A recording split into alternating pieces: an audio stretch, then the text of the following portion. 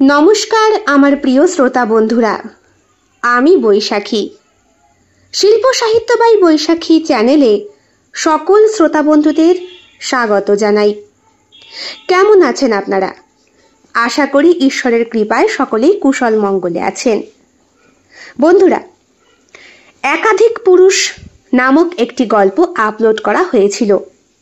যারা কমেন্ট করেছেন তাদেরকে অসংখ্য ধন্যবাদ।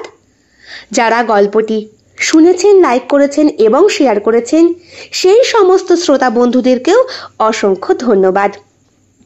চলে এসেছি একাধিক পুরুষ গল্পের কমেন্ট পড়ার পালা নিয়ে।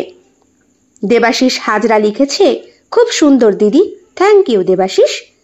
সুতাপা বাড়ুই লিখেছে, খুব ভালো, থ্যাংক ইউ সুতাপা। বিকাশ দাস লিখেছেন, সত্যিই খুব সুন্দর গল্প, খুব ভালো লাগলো, thank you. Mili RMB creation লিখেছেন, অসাধারণ, এই রকম গল্প আমি আগে শুনিনি, খুব ভালো লেগেছে, থ্যাংক ইউ মিলিদি এত সুন্দর একটা কমেন্ট করার জন্য।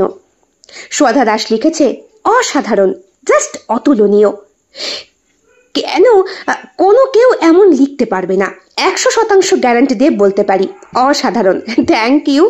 কেউ লিখতে পারবে কি না পারবে আমি জানি না, তবে এই গল্পটি সম্পূর্ণ আমার ব্যক্তিগতভাবেই লেখা। এইবার কমেন্ট করেছেন বিপ্লব কুমার গায়েন, অসাধারণ ঘটনা ও গল্প, আপনি সত্যি জিনিয়াস দিদিভাই, থ্যাংক ইউ সো মাচ এত সুন্দর একটা মন্তব্যের জন্য, ভালো থাকবেন।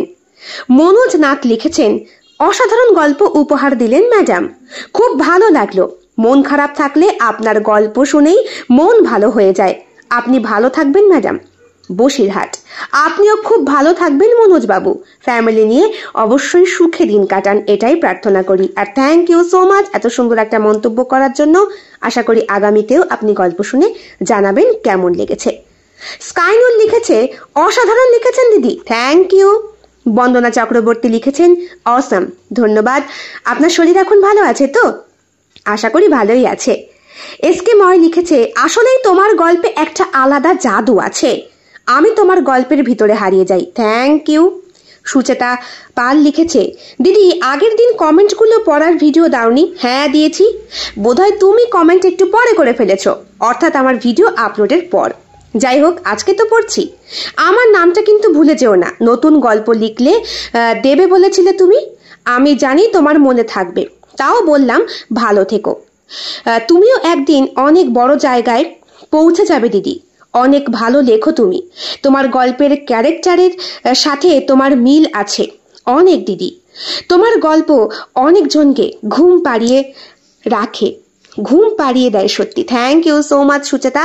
আর হ্যাঁ, আমি অবশ্যই তোমার নামটা মাথায় রেখেছি, এই মাসে অনেক দিনের কাজ কমপ্লিট করা আছে, নতুন করে যখন প্রতিলিপিতে লিখব অবশ্যই তোমার নামটা আমি ব্যবহার করব, আর অবশ্যই গল্প পাঠও করব।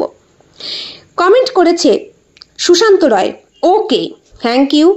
পঙ্কজ বিশ্বাস লিখেছে, খুব খুব খুব ভালো পঙ্কজ, দমদম, থ্যাংক ইউ পঙ্কজ। এইবার বলি সকলকে অসংখ্য ধন্যবাদ এত সুন্দর সুন্দর কমেন্ট করে আমার পাশে থাকার জন্য এবং সাহায্য সহযোগিতা করার জন্য। এইবার চট করে চলে আসি প্রশ্ন পর্বের পালা নিয়ে। আমি আগের দিন প্রশ্ন রেখেছিলাম, সেই উত্তরটা পড়িনি, তবে আজকে পড়ে দিচ্ছি। মানদণ্ড গল্পে শ্রোতা বন্ধুদের বিচারে প্রকৃতপক্ষে দোষীকে?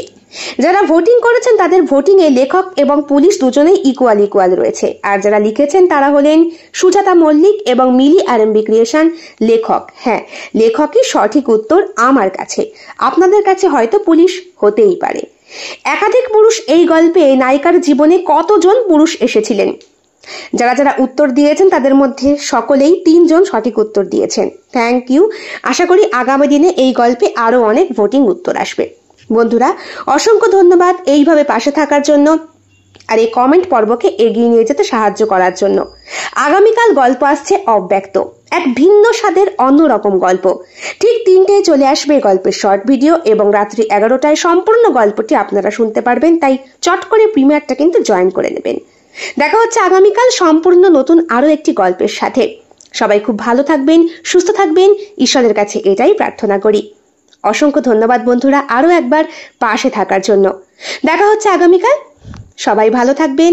আজ বিদায় নিচ্ছি বন্ধুরা, শুভরাত্রি।